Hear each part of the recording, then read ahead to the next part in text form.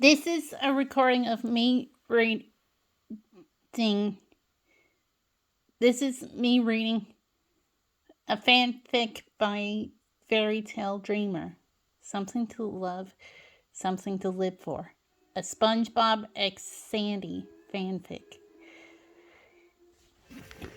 In the middle of the sunny day, while the rest of the world was enjoying the bright and cheery outdoors and living their normal lives, a certain yellow sponge was locked away inside his pineapple, keeping his shame hidden from the view of those other souls.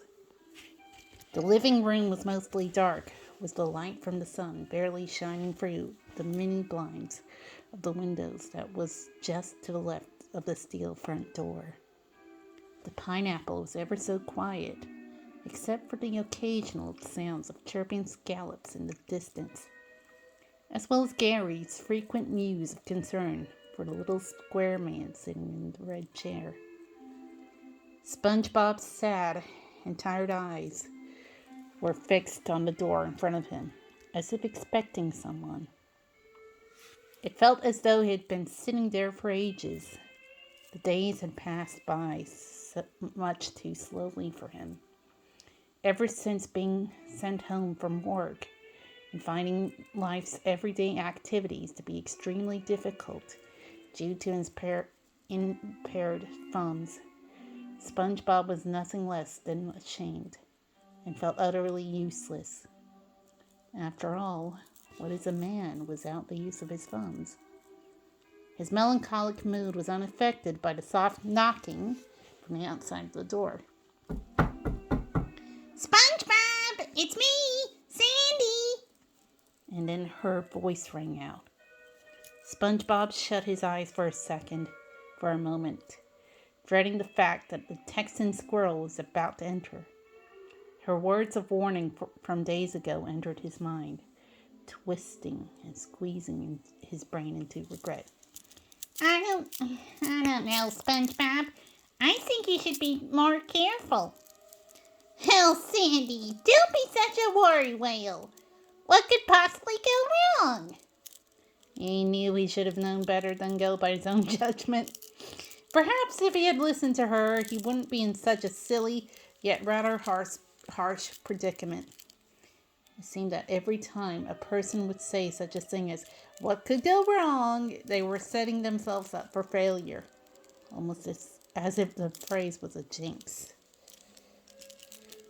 Suddenly, his sensitive eyeballs were met with the burning light of the outdoor world as Sandy pushed the door open.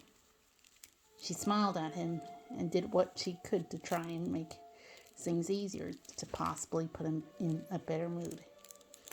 "Hey, SpongeBob, I haven't seen you in days. What you doing?" she asked in a friendly tone. SpongeBob couldn't bring himself to look directly in her eyes. Staring straight past her, he answered in a depressed, somewhat dream-filled voice, "Waiting for autumn." Although her face betrayed happiness that seemed lighthearted, her insides were troubled and sinking the more she looked at his disheveled state. This was not the happy-go-lucky little critter who usually always managed to pick himself back up in hard times that she knew. She hadn't seen him so beside himself before. His downturned eyelids and 5 o'clock shadow allowed her to see just how heavily the whole situation was weighing down on him, and it only made her want to help him out even more.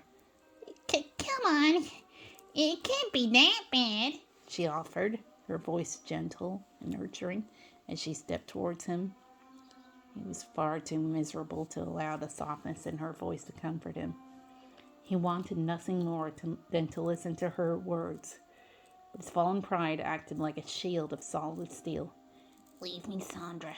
Forget you ever knew me," he insisted. "Erase from your mind the face of this useless sponge with these mutilated thumbs." She watched in heartfelt agony as he pulled his hands out from behind his back, exposing the sheer misery his flesh had been through.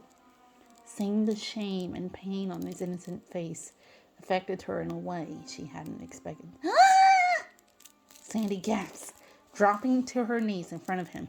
She looked upon him with a gleam in her eyes that showed how much she felt for him and wanted him to never lose hope. She prayed that her plea would get to him. Don't give up, SpongeBob! You have to find something you love! Something to live for! She said desperately, placing her gloved paw over his icy, injured hand. The warmth of her touch and the sincerity in her voice penetrated his heart. Something that he loved? Something that he was willing to go on living for? There were many things in his life that he cherished and saw as worth fighting through the pain to get through. And giving up was never an option for him until recently. He had a wonderful job, friends, family, and a pet snail who loved him. He was young and still so many life lessons to face. All those simple reasons should have been enough to make him see straight. But still, he managed to process it. And what might that be? The next move he made felt like he was standing at the edge of a cliff. All he did was simply look up at her. The sunlight coming from behind them cast its light over Sandy's depressed, despaired eyes. And SpongeBob's heart sped up and skipped multiple times just by witnessing it. I don't know, SpongeBob, she said while shaking her head, sounding as if she were on the verge of tears. That's a question you have to answer for yourself. Instantly, the ground of the cliff crumbled from beneath him, leaving him to hang on a jagged corner that could loosen up at any moment just by hearing her final words. Instantly, the ground of the cliff crumbled from beneath him, leaving him to hang on a jagged corner that could loosen up at any moment just by hearing her final words. The door was shut just as quickly as it was opened. Her sudden absence left both a growing hole in his heart and a twinkle of realization. He sat in silence, his eyes searching the floor. Something that I love. Something to... He shook his head vigorously and looked back at the door. His other fingers, that remained uninjured, gripped the arms of the chair, and his eyes flashed with desperate hope. Sandy? Sandy? Sandy, come back! He cried, jumping up and stretching his hand out towards the door. Soon that hopeful look turned to a frown. It was in the past few days he hadn't even had the strength to display such an expression. His mouth had always stayed in a bland, straight line. But watching her leave sent an explosion of strong emotions rushing through his body, and it quickly made its way to his face. His eyes began to water as the massive wave of understanding crushed into him, overwhelming him. Sandy, please, I need you to come back, he exclaimed into nothingness, tears streaming down his eyes. He sucked in a sharp breath as his limbs dangled at his side. I need you to come back. He slowly dropped his knees, covering his soaking eyes with his palms. Please, he shakily whispered, as he curled up into a ball like a distraught child. He fell into his thoughts of begging Neptune above to bring the squirrel back. A few seconds, seems like hours, and he felt his fingers losing grip of what was left of the cliff. SpongeBob? A curious voice called from outside. It happened so quickly he barely had time to look up. The door opened, allowing the warm sunshine to hit him once again. SpongeBob, am I crazy, or did I just hear you calling for me? Asked Sandy, standing in the doorway in concern for her friend. Neptune had answered him, and now instead of falling to his death off the cliff, he had been miraculously saved. The pure blueness in SpongeBob's eyes returned, and he shot up from the ground, running to her. Oh, Sandy, you're here! You came back! He grinned and breathed rapidly, not knowing how to handle his giddiness. She was both amused and very confused by his sudden change in behavior. Had her encouraging words from before worked in some way? Well, of course I came back. I heard you calling my name. What's the matter? Did you have a breakthrough or something? She asked, looking down at a smile that appeared to be a mixture of relief, gratitude, and affection. SpongeBob nodded quickly. Yes, oh. He shook his head, chuckling slightly. I don't know what I mean. All I know is that I'm so happy you came back, Sandy. There's something very important that you should know. It's about what you said earlier. She was a bit taken aback by the dead serious look in his eyes.